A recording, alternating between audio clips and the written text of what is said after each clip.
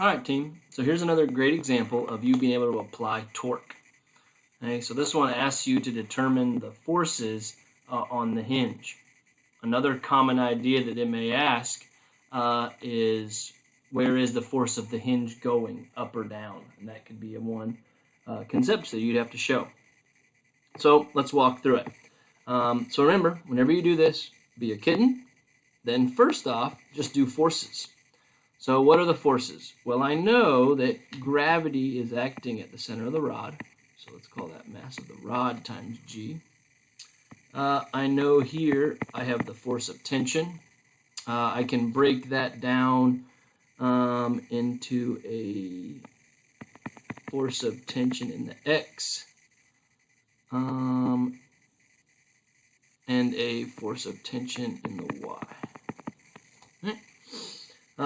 Then we know here I have mass of the box times g, force of tension. Now I also have a force of tension going down. Now from this, I know that this is at static equilibrium. So remember, F net equals 0 and torque net equals 0. So for here, I can see there's only one force in the x pushing to the left. So to have a net force in the x, this wall force must be pushing this way. Okay. Now, if I look in the y direction, I have an upward force and two downward forces. Again, only acting on the rod that we're talking about.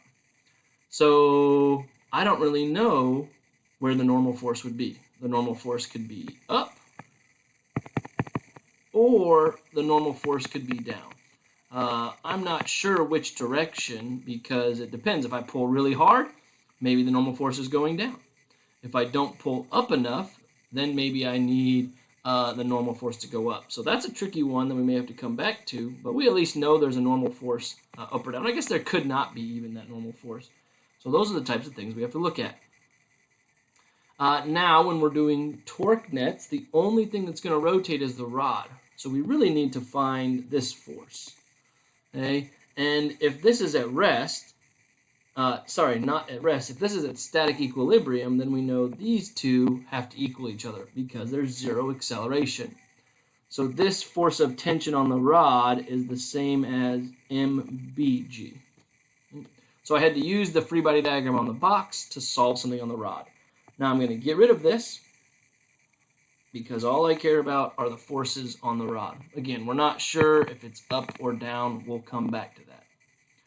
So let's always start with our F net statement. Net forces are easier than torques. So F net. So what forces are up? Well, I know tension in the y is up. I know gravity of the rod is down. And I know gravity of the box, or tension at the end there, is down. Now tension, we're going to leave this as, sorry, normal force is plus or minus that normal force because I'm not sure yet. So now if I was going to try and solve this problem, it asked to solve the tension forces and these normal forces. Oh, whoops, I'm not done. I also know F net, now this was y, F net in the x equals 0.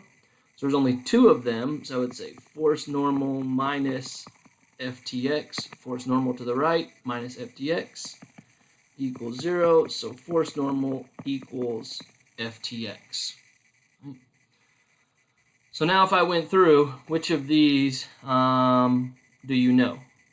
I know the mass here of the rod, and I know g, and I know the mass of the box. So I know those two forces, but I have two unknowns. Here, I don't know either of those, okay?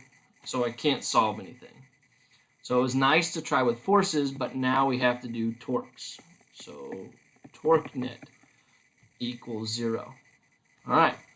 So now you can pick your axis of rotation, and this is really important because you want to pick your axis of rotation at one of these unknowns. Right? You wouldn't pick your axis of rotation based off of these because neither of those cause a rotation. Because remember, torque equals F perpendicular to R, or we could say force times distance perpendicular, which is the same as lever arm. So both of those, hey, if I pick this as my axis of rotation, that normal force is parallel.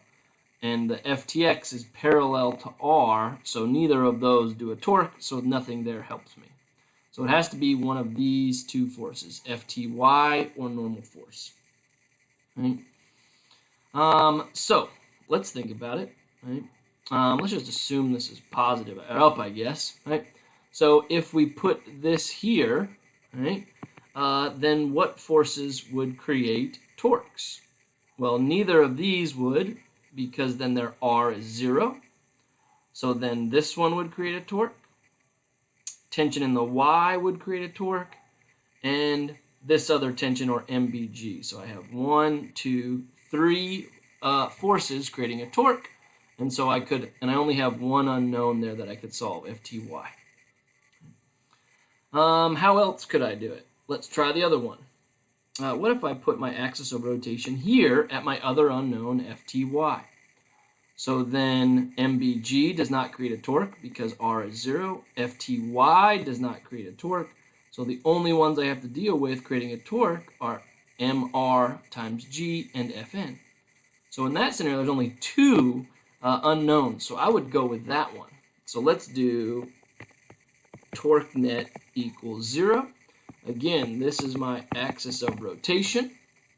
So this one is going to create a torque that direction. So then this one would have to go opposite. So this lets us know that normal force has to be up because they have to be opposing to be in equilibrium. Because if the normal force was going down, and if I only have two forces creating a torque, they can't both go in the same direction because then it would definitely accelerate. So that let us know that normal force does have to be up, so we could even change that and make this a plus. So we're even closer.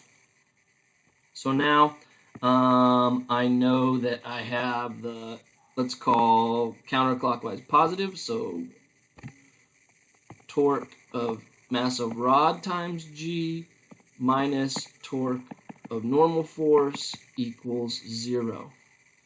So then this is going to be the force. So this is mRg times, again, in this scenario, they're all perpendicular, so I just like to do R, you could do here. So from axis of rotation, whoops, wrong, bad color there. Axis of rotation to the force, again, you can see those are perpendicular. So I can figure that out. Minus the normal force, whoops, let's switch out of that, times its R, which is from here to there,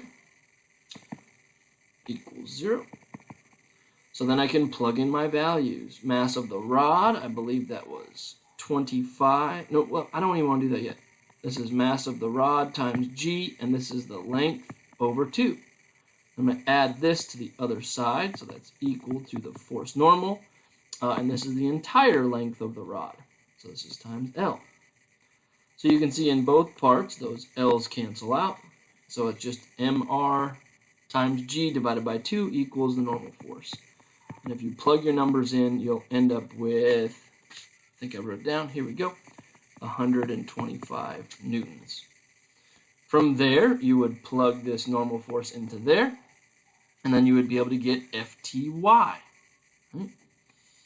And if you have FTY, then based off of some trig, okay, it gives us that this angle is 30 degrees, then you could find FTX, and you'd have the other normal force. So you can go on ahead and do that. If you want to send me a screenshot so I can look at it and see how you did on that problem, no problem. Another great way to test this problem is see that you get the same values or the correct values if you put your axis of rotation here, and see that you still get a normal force of 125 and that same FTY that you solved there. Good luck solving this problem with static equilibrium.